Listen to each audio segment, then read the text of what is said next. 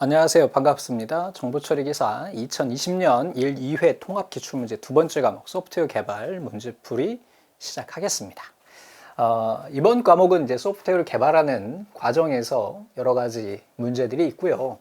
문제가 뭐 그렇게 어렵진 않습니다. 뭐 새로운 과목이기 때문에 뭐 과거 문제가 많지는 않지만 그래도 과거에 출제됐던 내용들 중에 아주 중요하다고 여겨지는 애들, 자주 출제됐던 애들이 그대로 넘어온 경우가 있어요. 그래서 그러한 부분들 보시고 문제 스타일을 봐주시면 됩니다.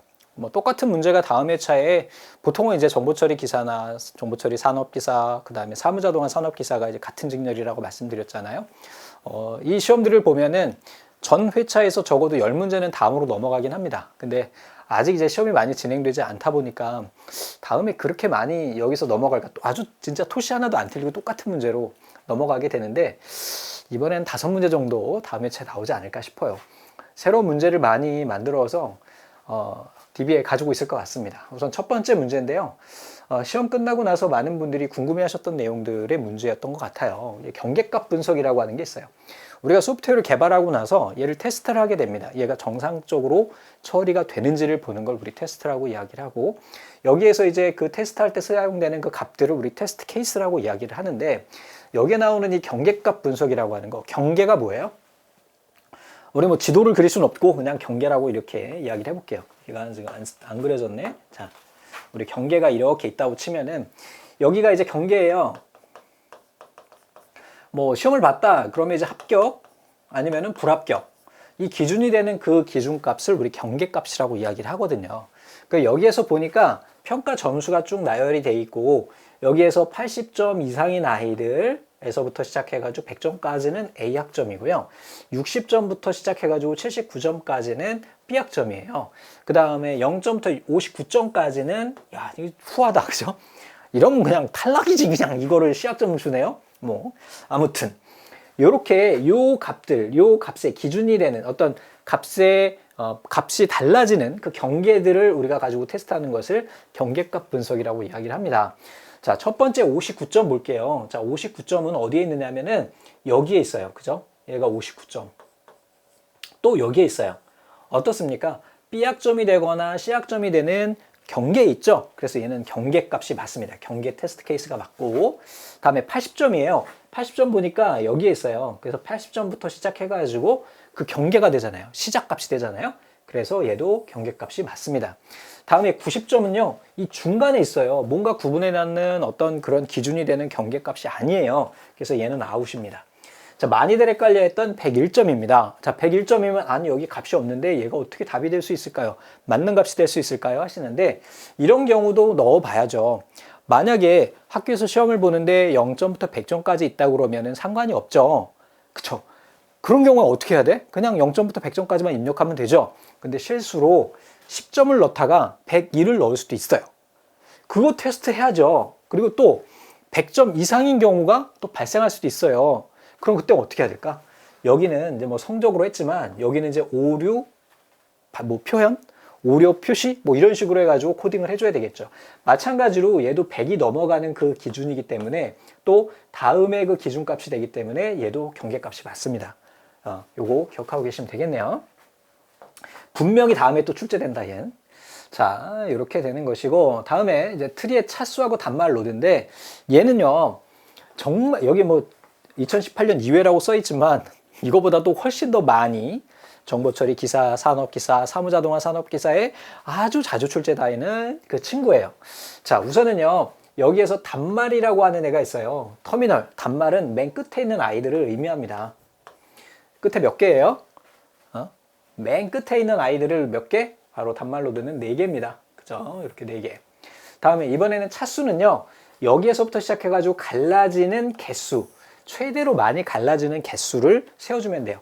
이거를 우리 리프라고 이야기를 하는데 이렇게 2개씩 쪼개지고 있죠. 얘 이진트리예요. 얘가 2개씩 딱딱딱 쪼개지기 때문에 이진트리라고 이야기를 하고, 여기에서 이렇게 갈라지는 이 가지의 수가 결국은 뭐가 되는 거다? 차수가 되는 거다. A를 기준으로 했을 때 2개, C를 기준으로 했을 때도 2개예요. E를 기준으로 했을 때도 2개입니다. 가장 많은 가지의 수를 계산하면 되는데 여기는 2가 제일 많아요. 그래서 이렇게 되는 거고, 만약에 여기에서 얘가 이렇게 뭐 3개가 있다 그러면 뭐가 되는 거예요? 3이 되는 겁니다. 3이. 왜?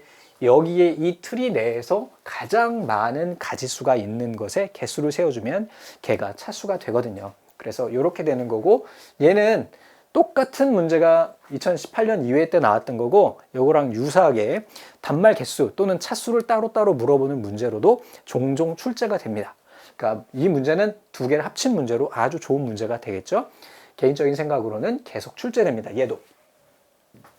자, 이렇게 되는 거고, 자, 다음에 검사 검증 기법 중에서 개발자의 장소에서, 이것도 제가 강의할 때 몇몇 분들이 질문했던 내용들이기도 해요. 그래서 개발된 장소에서 사용자가 개발자 앞에서예요. 행하는 기법이며, 일반적으로 통제된 환경 내에서 사용자와 개발자가 함께 확인하는 것을 무엇이라고 하는가 그랬어요. 우리가 소프트웨어를 개발하고요, 얘를 판매하기 전에 테스트를 큰 줄기로 두 가지를 하게 됩니다. 첫 번째 알파 테스트라는 애가 있고요, 두 번째 베타 테스트라고 하는 애가 있어요. 얘를 기준으로 하는 거는 뭐냐면 사내, 개발한 그 팀 내 또는 그 사내에서 하는 것, 내 한자 어떻게 쓰냐? 영어로 쓰자. 내라고 하고요. 이 개발하는 쪽이 아닌 외부에서 하는 것을 우리 베타 테스트라고 이야기를 합니다. 그래서 소프트웨어도 마찬가지로 맨 처음에 개발자가 소프트웨어를 개발을 해요. 그리고 자기가 테스트를 한번 해보겠죠. 그리고 나서 회사에 이 소프트웨어와 전혀 관련 없는 사람들 있죠. 여기에는 사용자라고 이야기를 하는데 일반적으로는 타 개발자라고도 보통 이야기를 하고, 또는 상위 직종의 또는 부장님이나 사장님들, 이런 사람들이 바로 여기에 해당합니다. 그래서 개발자랑 같이 그 공간에서 개발을 하는 것을 우리 알파 테스트라고 이야기를 합니다. 됐죠? 기억하시고요. 베타 테스트는 어떻게 되냐면 이 테스트가 첫 번째로 개발자 혼자서 테스트를 한 다음에 사내에서 개발한 회사 내에서 테스트를 해요. 그 다음에 얘가 문제가 없다 그러면 정식으로 판매하기 전에 외부에 테스트를 맡기게 됩니다. 뭐 방법은 여러 가지가 있는데, 여러분들이 일반적으로 뭐 게임 좋아하시는 분들은 베타 테스트 이런 거 들어보셨을 거예요. 그 중에서도 두 가지가 있어요. 베타 테스트도. 어떤 게 있냐면 클로즈 베타라고 하는 애가 있고요, 오픈 베타라고 하는 애가 있어요. 자, 클로즈 베타는 뭘까요? 우리 유저들 중에서 공개 모집을 합니다. 대신에 게임을 좋아하고 게임 경력이 많은 사람들을 아주 소수로 한 10명 정도만 모아요. 그리고 얘네를 그 소프트웨어를 그 사람들한테 맡겨요. 또는 전문 테스트 업체가 있어요. 그래서 전문 테스트 업체에 맡겨서 여기에 문제가 없을까요? 라고 물어보는 거죠. 그리고 직접 운영을 해봅니다. 1, 2개월 운영해가지고 문제점들을 계속 개선해 나가고요. 그리고 나서 여기에서 해결이 됐다. 이제 어느 정도 문제가 해결됐다 그러면 이번에는 일반 사용자들한테 뿌립니다. 오픈 테스트에 공개적으로 얘를 포팅하고요. 노출을 시키고 테스트 해보시고 문제점 있으면 저희 쪽에 알려주세요. 얘가 끝나면 그때 가서 정식으로 우리가 뭐예요? 판매를 시작하게 됩니다. 그래서 이걸 기준으로 하는 게 뭐라고요? 회사 내부냐 외부냐. 여기에서 약간 헷갈릴 수 있는 게, 여기에서 사용자가라고 하는 애가 있는데 이 사용자라고 하는 것이 실사용자가 될 수도 있기는 하지만 일반적으로 알파 테스트에서는 기업 내부, 그 개발한 회사 내부에 있는 다른 개발자나 아니면은 위에 부장님, 사장님들이 보통 테스트하는 것이 여기에 해당하게 됩니다. 구분해 주시고요. 자, 이건 아주 쉬운 문제였어요. 자, 그리고 얘도 시험 문제 2019년 2회 때 아주 똑같은 문제였기 때문에 굳이 근데 제가 이때는 강영 선생님이 이걸 해설하셔가지고 제가 이 문제가 있었는지 몰랐어요. 우리 쉬운 문제입니다. 솔직히 말씀드려서 쉬운 문제예요. 자, 다음에 24번입니다. 자, 하향식 통합이에요. 자, 통합이라고 하는 거, 우리가 만약에 학교에서 학사 관리 소프트웨어를 개발한다고 해요. 그럼 학교 내에서 학사 관리를 하려면 학생을 관리하는 학생 관련 모듈이 있어야 될 거고요. 그 다음에 또 학과에 대한 부분이 있을 거고, 그 다음에 교수에 관한 부분 또는 강의실에 대한 부분 또는 성적에 관련된 부분 등등등등등 많은 기능들이 있다고요. 그럼 이런 하나하나의 기능들을 모아서 전체적인 큰 시스템이 만들어지는 건데, 이 통합이라고 하는 거는 바로 얘네들을 연결하는 거예요. 그럼 뭐 학생이라고 하는 모듈과 교수라고 하는 모듈을 서로 연결을 해서 학생이 어떤 교수에 수강을 할 수 있는지에 대한 기능들을 구현해 나간다든지 하는 그런 것들을 우리 통합이라고 이야기를 하고, 이런 통합을 하는 데 있어 가지고 우리 테스트를 하게 돼요. 통합 테스트를 합니다. 잘 연결이 되는지. 그때 사용하는 애들이 크게 두 가지가 있어요. 얘는 정말 중요하다고 이야기를 했고 얘는 다음에도 계속해서 출제가 될 겁니다. 우선은 테스트 스톱이라고 하는 애와 드라이버가 있어요. 얘를 딱 그냥 정리하고 계셔야 돼요. 하향식이에요. 상위에 있는 큰 모듈에서 하위 모듈을 하나씩 이렇게 붙여나가는 거죠. 이렇게 붙여나가는 애들 이런 식으로 하는데 만약에 하향식 모듈에 하위 기능 중에 아직 구현이 덜 된 애가 있어요. 그러면 걔는 어떻게 할까요? 만들려면 좀 그렇고 그때 사용하는 애가 바로 스톱입니다. 그래서 상위 모듈에서 하위 모듈 방향으로 통합 테스트를 진행할 때 하향식 테스트에서 사용을 해요. 얘가 스톱입니다. 상위 모듈에서 하위 모듈로 테스트를 진행하는 과정 중에 하위 시스템의 컴포넌트들이 모듈이나 컴포넌트나 비슷한 얘기입니다. 완료되지 않았어요. 개발이 완료가 되지 않은 애가 있어. 이때 테스트를 하기 위해서 임시로 생성된 가상의 더미 컴포넌트를 우리가 스톱이라고 이야기를 합니다. 그래서 뭐라고요? 어떻게 정리하면 돼요? 하, 스톱. 그럼 상향식 통합이에요. 상향식 통합에서는 드라이버가 됩니다. 됐죠? 자, 상향식은 하위 모듈에서 상위 모듈로 올라갈 때 이때 만약에 하위 모듈에서 상위 모듈로 통합하면서 나가면서 할 때 테스트할 소프트웨어 또는 시스템을 제어하고 동작시키는 데 사용되는 거예요. 왜? 우리 제어하고 동작시키는 기능을 하는 것들이 우리 보통은 상위 모듈이거든요. 근데 이런 애들이 없어요. 전체적으로 얘네를 조절해주는 제어하는 애가 없다고요. 제어 누가 해요? 드라이버. 그죠? 운전수가 하는 거죠. 그래서 이러한 테스트 드라이버가 이런 역할을 하게 된다. 여기에서 드라이버만 기억하고 계시면 되죠. 왜? 두 개밖에 없잖아. 상향식, 하향식. 그러면은 여기서 테스트 드라이버니까 뭐야? 아래에서 위로 올라가는데 상위하에 있는 제어하는 모듈이 없어. 그래서 대신해서 얘를 제어할 수 있는 모듈을 만들어내는데 얘가 바로 드라이버야. 이렇게 정리하고 계시면 되겠습니다. 굉장히 중요.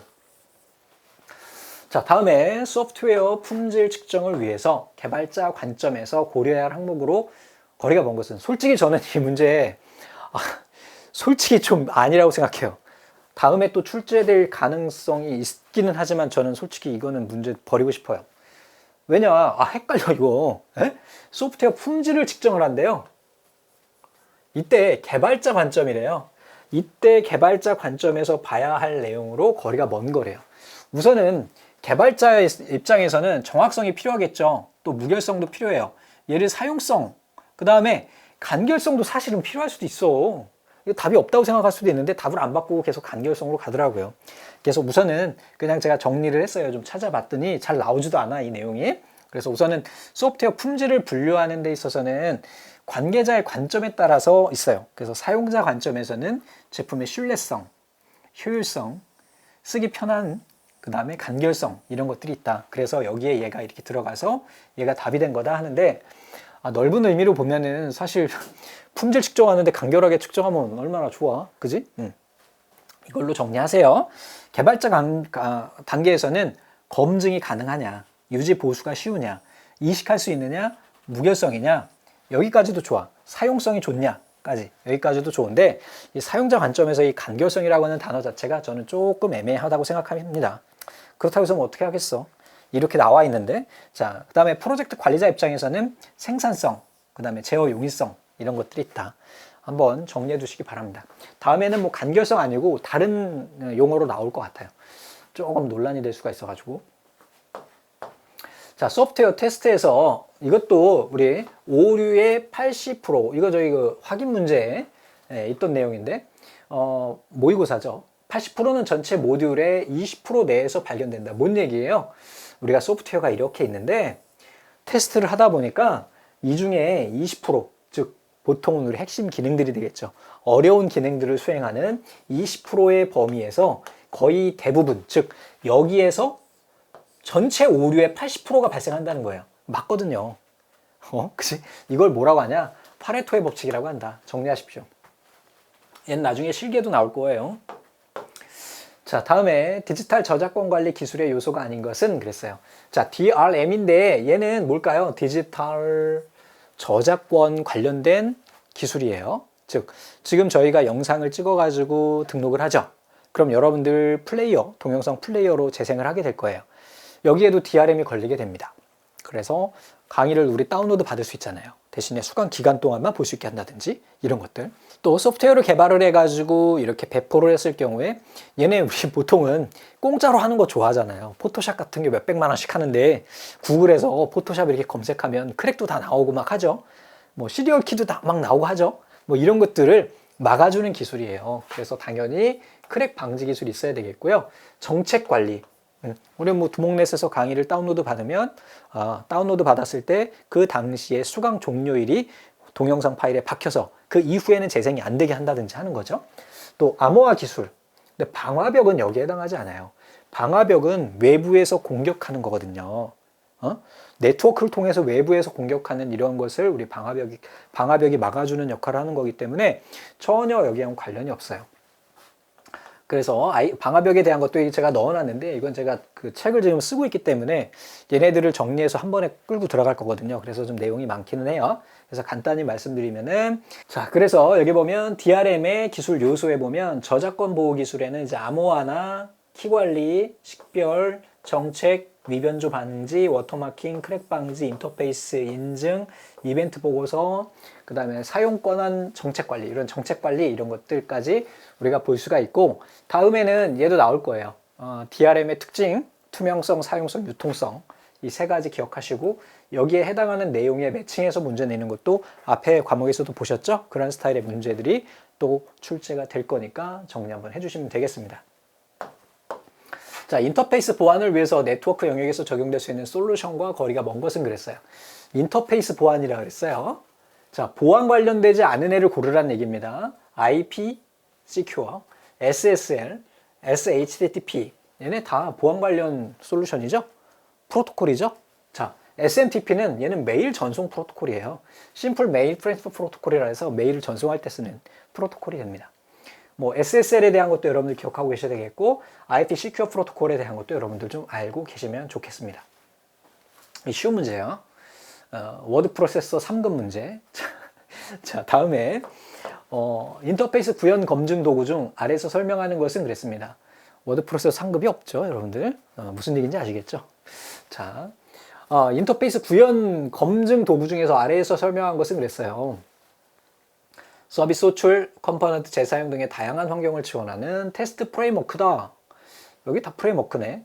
각 테스트 대상 분산 환경에서 데몬을 이용해서 테스트 대상 프로그램을 통해서 테스트를 수행하고 통합하고 자동화하는 검증 도구다. 얘는 스태프입니다. 그리고 개인적인 생각으로 여기 있는 애들 돌아가면서 문제 나올 거예요. 그래서 여기에서 나오는 서비스 호출이나 컴포넌트 재사용에 대한 환경을 지원하는 테스트 프레임워크는 뭐다? 바로 스태프고요. 다음엔 XUnit이 나올 거예요. 자, 얘는 지금 현재 우리가 가장 많이 쓰고 있는 구현 검증 도구예요. 인터페이스 검증 도구이기 때문에 그래서 뭐 자바나 C, .NET 이런 건 다양한 언어를 지원하는 단위 테스트 프레임워크가 뭐다? 바로 XUnit이다. 뭐 이거는 뭐 개발자분들이나 아니면 전공생들은 그냥 모를 수 없는 그런 문제가 되겠죠. 자, 다음에 여기도 나머지도 쭉 있고, 자, 소프트웨어 패키징 도구 활용 시. 소프트웨어 패키징이라는 게 뭐예요? 우리가 이제 소프트웨어를 다 만들어 가지고 얘를 패키징해서 팔 거야. 이걸 도와주는 애를 우리가 패키징 도구라고 이야기합니다.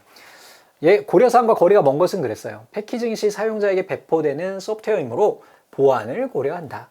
사용자 편의성을 위한 복잡성 및 비효율성 문제를 고려한다. 보안상 단일 기종에만 사용할 수 있도록 해야 한다 그랬는데 소프트웨어 패키징을 하는데 단일 기종에서만 쓸 수 있어요?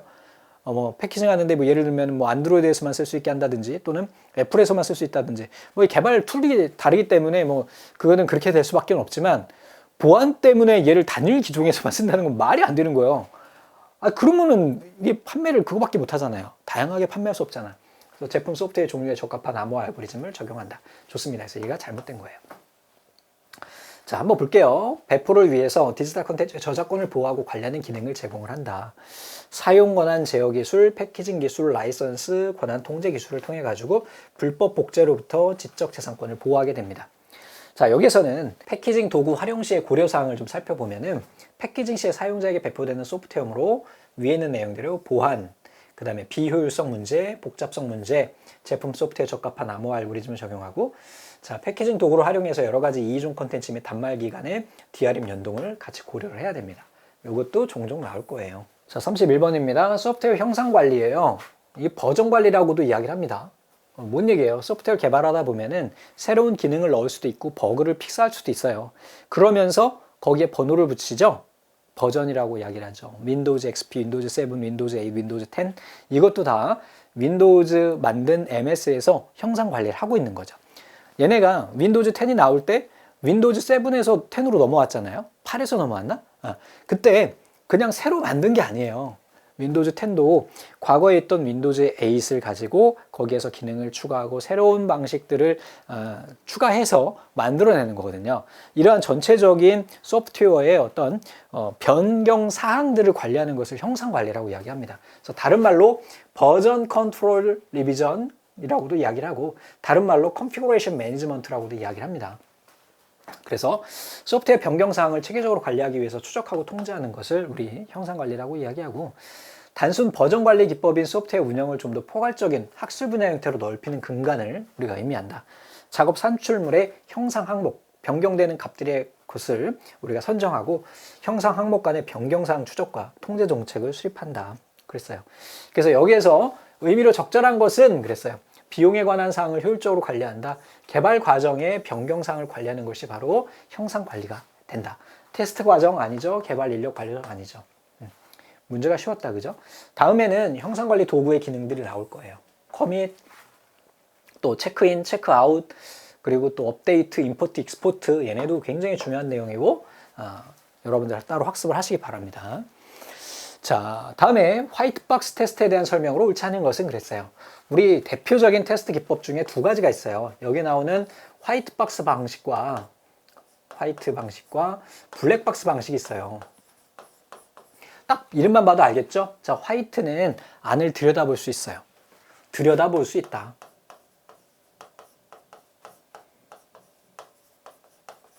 얘는 볼 수 없어요. 두 가지 중에 어느 하나만 하는 게 아니라 둘 다 하게 됩니다. 맨 처음에 우선 화이트박스 테스트를 통해 가지고 그 안에 있는 얘네가 제대로 수행되고 있는지 절차대로 되고 있는지 그 안을 들여다보는 거예요. 그래서 모듈 안을 직접 관찰하는 것을 우리 화이트박스 테스트라고 이야기를 하고 소스 코드의 모든 문장을 한 번 이상 수행해서 걔네가 잘 되는지를 보는 거고 여기에서 조건을 줬을 때 그 조건을 잘 분기하는지 루프, 반복이 잘 되는지 데이터의 흐름은 잘 가고 있는지를 보는 거고 설계 절차에 초점을 둔 구조적 테스트예요. 됐죠? 안을 들여다볼 수 있어요. 자, 블랙박스 테스트는요. 얘는요. 바깥에서 어떤 값을 넣고 얘가 제대로 나오느냐 이것만 보는 거예요. 우리 앞에서 우리 경계값 분석 있었죠? 여기에 해당해요. 그래서 경계값 분석, 기초 경로 감사, 그 다음에 얘네들이 우리가 블랙박스 테스트 기법이 됩니다. 자, 베이스 패스 테스팅의 기초 경로 검사고요. 바운더리 밸류 어널리시스가 경계값 분석이 됩니다. 얘는 대표적인 블랙박스 테스트 기법이에요. 아셨죠? 이거 꼭 기억하시기 바랍니다. 자, 다음에 에일리언 코드에 대한 설명으로 옳은 것은 그랬어요. 뭔가 좀 부정적이죠? 외계인이니까. 그래서 프로그램의 로직이 복잡해서 이해하기 어려운 프로그램을 의미한다. 아주 오래되거나 참고 문서 또는 개발자가 없어서 유지 보수 작업이 어려운 프로그램을 우리가 에일리언, 외계인이 만든 거라고 이야기를 합니다. 보통 우리가 이거 갑자기 생각났는데 여러분들 그 테슬라 사장님 있잖아요. 회장님이라고 하나? 그분이 이제 외계인이라고 하는 설이 있죠. 너무 천재적이고 발상이 뛰어나서 그런 것처럼 아니 이거는 도대체 뭐야? 이런 것을 우리가 외계인 코드라고 이야기를 합니다. 그러니까 누가 만들었는지 모르는 그러한 거죠. 기억하세요. 자, 이것도 과거 기출 문제고 뭐 19년 이외라고만 써 있지만 굉장히 자주 출제되는 애예요. 정보처리 기사, 산업기사, 사무자동화에 뭐 빠지지 않고 매번 출제되는 아이고 개정 전에도 보통은 이 문제는 매회 출제가 됐어요. 매회. 한번 봅시다. 어렵지 않아요. 우선은 트리 순회에는요. 크게 세 가지가 있어요. left, root, right. 이게 이제 루트 이렇게 쓸게요. 이런 방식과. 다음에 root, left, right 이런 애가 있고요. left, right, root 이런 애가 있어요. 자, 봅시다. 전이라고 하는 거는 루트가 앞으로 오는 거예요. 후이라고 하는 거는 루트가 뒤로 오는 거예요. 됐죠? 얘는 중이에요, 중이. 가운데 있는 애예요. 그러면 요 순서대로만 가면 돼요. 그리고 얘네를 요렇게 얘가 이젠트리잖아요. 얘를 하이부터 하나씩 묶어보세요. 이렇게. 요게 한 묶음. 그 다음에 얘를 기준으로 하면 얘와 얘라고 하는 두 개의 자식들이 있는 거고요. 얘 에스터리스크로만 보면 이 에스터리스크가 두 개야. 얘랑 이 전체적인 크기로 이렇게와 얘가 있는 거예요. 그래서 이렇게 묶어주시고요. 그 다음에 맨 위에 있는 얘의 루트잖아요. 얘가 이렇게 보이는 겁니다. 자, 그러면 여기에서 보는 거야. 뭐라 그랬어요? 전이라고 그랬죠? 루트가 앞에 오는 거예요. 자, 맨 처음에 여기 보니까요. 루트가 어디 있어요? 더하기죠? 더하기가 맨 앞에 오게 돼요. 그 다음에 left, right예요. 자, left 그냥 이거를 우리 1이라고 동그라미 1이라고 칠게요. 더하기 동그라미 1, 그 다음에 right죠? 그럼 2가 되는 거예요. 여기서 고르면 돼. 더하기로 시작하고 2로 끝나는 애가 답이에요. 더하기로 시작하고 2로 끝나는 애. 얘네 두 개는 답이 아니에요. 됐죠? 자, 다음에 이번에는 얘 1을 쪼개서 또 봐야 되겠죠. 자, 이 1, 여기 안에서만 보는 겁니다. 얘가 우선 에스터리스크죠. 자, 그러면 더하기 앞에다 쓰고요. 얘가 에스터리스크예요. 루트니까, 루트, 레프트, 라이트니까. 루트니까 에스터리스크 가고요. 그 다음에 얘를 2라고 쳐요. 여기 2라고 쓰세요. 그 다음에 얘가 뭐야? 루트, 레프트, 라이트니까 D가 되겠죠? 그 다음에 뒤에 2가 되는 거예요. 그러면은 더하기 에스터리스크로 시작하는 애가 답이 돼요. 뒤에 D2로 끝나는 애가 답이 돼요. 아, 이런 경우를 보통 젠장이라고 이야기를 합니다. 보통 여기서 끝나야 되거든. 자, 그 다음에 이제 2를 또 쪼개나가요. 요것만 나갑시다. 여기가 루트가 뭐야? 또 에스터리스크예요. 그 다음에 얘를 3이라고 쳐요. 루트, 레프트니까 레프트에 3이 있어요. 라이트는 뭐가 있어요? C가 있죠?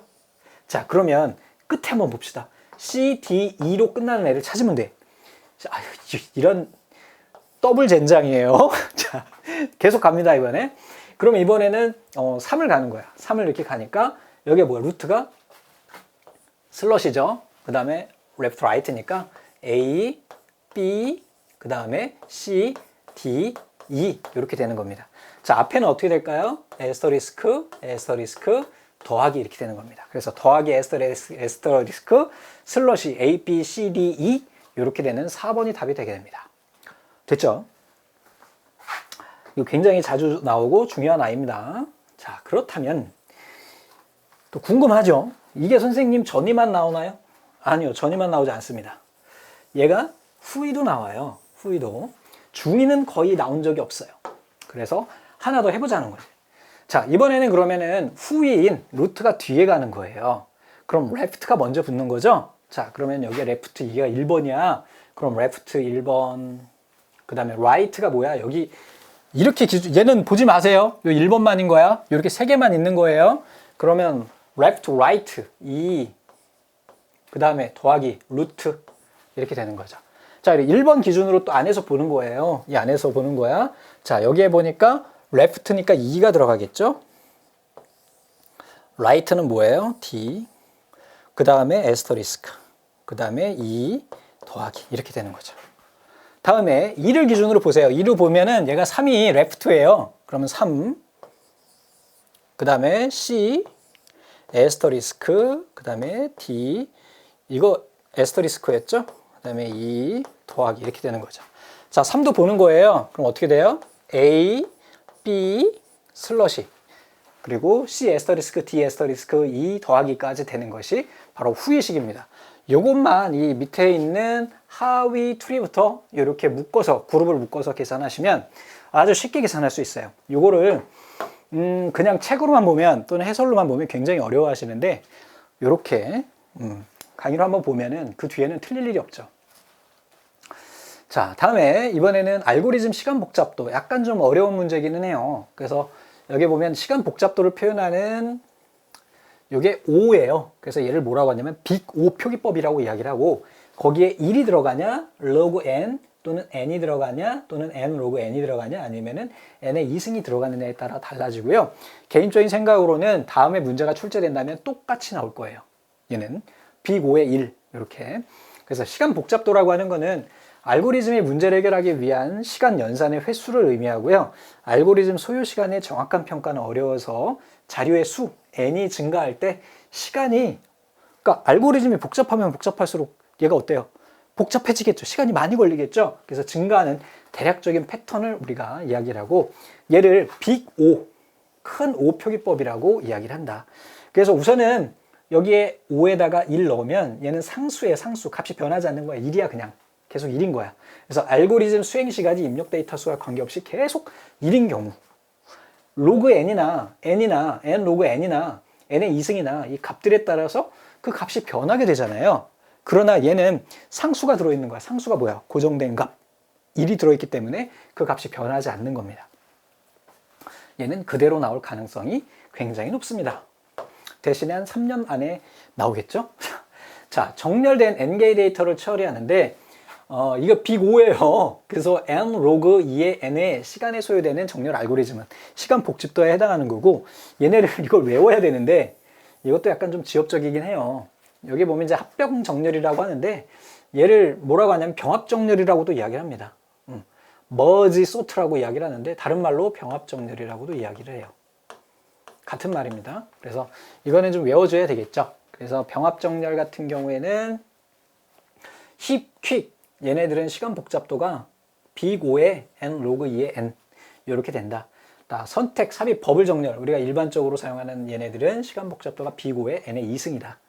또 쉘 정렬 얘는 복잡도의 평균은 5의 n 로그의 n의 2승이다. 이렇게 된다라는 것이고 얘도 많이 출제되기는 좀 어려울 것 같고 얘네들 한번 문제답 정리해 주시면 될 것 같아요. 자, 다음에 이제 37번 ISO IEC 9126 얘가 나올 줄은 몰랐어요. 자, 소프트웨어 품질 특성 중에서 기능성의 하위 특성으로 옳지 않은 것. 얘도 굉장히 지엽적인 문제죠. 이걸 다 외우고 있어야 돼. 여기까지만 나오는 것도 제가 이해를 해요. 여기까지만. 그죠? 근데 그게 아니라 여기에 있는 이 기능성의 하위에 있는 애가 아닌 걸 찾으래. 우리 1과목하고 똑같이 정말 야 이건 틀려라 하고 내는 거야. 어떻게 다 외워 이거를. 에? 표준이잖아요. 자, 내 외부 품질 표준이고 다음에는 이런 건 나오면 제가 용서해 줄 거예요. 기능성, 신뢰성, 사용성, 효율성, 유지보수성, 이식성. 다음 중 여기에서 ISO IEC 911 품질 특성이 아닌 것은 이 정도라면 모르겠는데 거기에서 기능성 안에서 얘네를 물어본 거네요. 이거를 다 이해하려면 이거 하나만 가지고도 2-3시간 강의를 해야 되는데 이거를 틀리라고 낸 거죠. 여러분들 그거 아셔야 돼요. 문제가 100개면 10개는 틀려야 돼. 그것까지 다 맞으려고 하면 안 돼요. 왜? 너무 힘들어. 그지? 그 시간에 그 10개를 맞기 위해서 100시간을 투자할 거면 그 100시간 동안 시험에 자주 나오는 애를 보세요. 라고 하는 게 합리적인 겁니다. 자, 보세요. 기능성에는 적절성, 정확성, 상호 운용성, 보안성, 준수성 이렇게 된대요. 근데 또 이제 기능이라고 했으니까 그거에 해당하는 거죠. 그래서 옳지 않은 것은 학습성이다. 학습성은 어디에 있어요, 여기에? 학습성 어디 있냐? 여기 있네. 사용성에 있네요. 사용성에. 이 사용성에는 이해 용이성, 학습성, 운영성, 기호성, 준수성 이런 것들이 있다. 그래서 기능적인 거니까 적절한 기능을 하느냐, 정확한 기능을 수행하느냐, 상호 운용성이 가능하냐, 보안성과 준수성이 가능하느냐, 이런 애들이 되겠죠. 유추해서 또 볼 수도 있기는 하겠지만 저라면 이거 외우라고 하지 않겠습니다. 자, 다음에 EAI예요. Enterprise Application Integration. 이건 꼭 출제될 내용이에요. 다음에도 꼭 나옵니다. 얘는 구축 유형으로 옳지 않은 것은 그랬어요. 첫 번째 포인트 투 포인트 형태로 연계 모듈을 직접 1대1로 연결하는 건데 얘는 미들웨어가 없어요. 쟤를 연결해주는 그런 애가 없어요. 미들웨어가. 그죠? 자, 허브 앤 스포크는 중간에 허브라고 하는 미들웨어가 들어가는 거예요. 이런 식으로. 자, 다음에 이번에는 가운데 버스 형태예요. 그래서 ESB 방식, 메시지 버스 방식이 있고 다음에 하이브리드는요. 이 상위에 우리가 버스가 있고 하위에 우리 허브 앤 스포크가 붙는 이러한 형태가 됩니다. 그래서 이 종류에 대한 거는 분명히 계속해서 반복 출제될 가능성이 높다 보시면 되겠습니다. 소스코드 품질 분석 도구 중에서 정적 분석 도구가 아닌 것은 그랬어요. 자, 정적 분석이라고 하는 거는 소프트웨어를 분석하는 방법인데 우리 크게 얘를 구분한다 그러면은 정적이라고 하는 게 뭐예요? 움직이지 않는다라고 하는 얘기죠. 그럼 반대되는 거는 동적이에요. 얘를 구분하는 건 뭘까요? 정적이라고 하는 거는 소프트웨어를 실행하지 않습니다. 동적이라고 하는 거는 실행을 합니다. 그걸로 구분하면 돼요. 그래서 소프트웨어를 분석하는 방법이고 얘는 실행하지 않고 코드 레벨에서 분석하는 거예요. 코드를 분석하는 거죠. 여기에서 많이 쓰이는 애들은 PMD, CPP 체크, 체크 스타일, 파인드 버그 이런 애들이 있다. 동적 분석 도구는 얘는 실제 실행을 해가지고 코드에 존재하는 메모리 누수나 이런 것들 또는 스레드의 결함 이런 것들을 분석하는 것이다. 종류에는 아발란체와 벨그라인드, 그 다음에 벨미터 이런 애들이 있다. 그래 보니까 앞에 VAL이 들어가는군요. 그죠? VAL이 들어가는 애들은 동적 분석 도구다. 이렇게 정리하고 계셔도 괜찮겠습니다. 자, 다음에 반정교와 유효형 중에서 중복 테이블을 추가하는 방법에 해당하지 않는 것 그랬어요. 이건 원래 DB 쪽에 나와야 되는 거 아니냐? 자, 중복 테이블을 추가하는 방법. 우선은 정교화라고 하는 거는 우리가 테이블을 쪼개는 걸 의미하죠.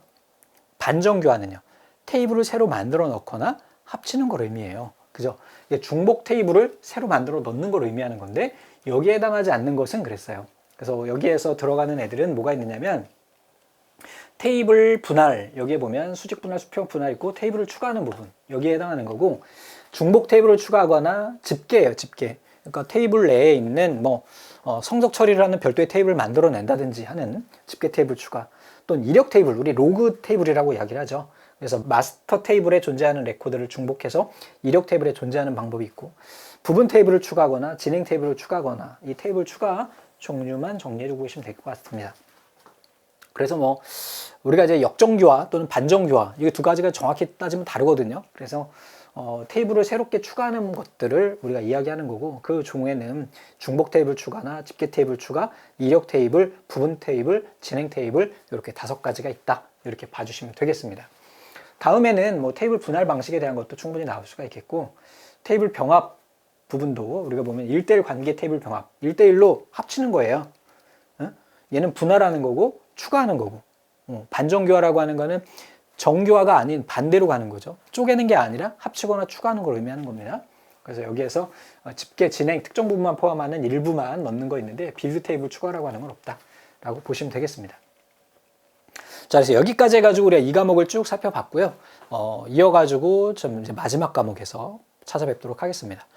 전체적으로 이 문제를 기반으로 해가지고 조금씩 응용돼서 문제가 출제될 가능성이 높기 때문에 여러분들 그런 관점에서 제가 강의에서 말씀드린 내용들 관점으로 학습해 주시면 됩니다. 그냥 기출문제만 봐서는 안 되고요. 여러분들 기본서 교재 보시고 해당 내용 살펴서 좀 더 집중적으로 살펴보셔야 됩니다. 감사합니다.